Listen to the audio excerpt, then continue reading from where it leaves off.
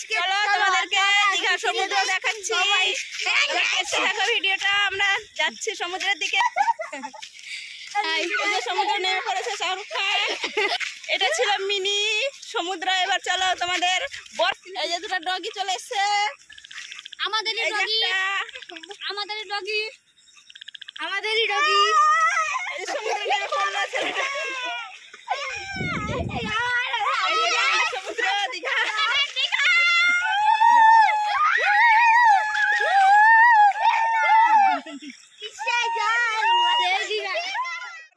বাচ্চাগুলো, এটা আমাদের টিম। ওয়ার্ল্ড রেকর্ড ভেঙে দিবে। কমেন্ট করো, কমেন্টে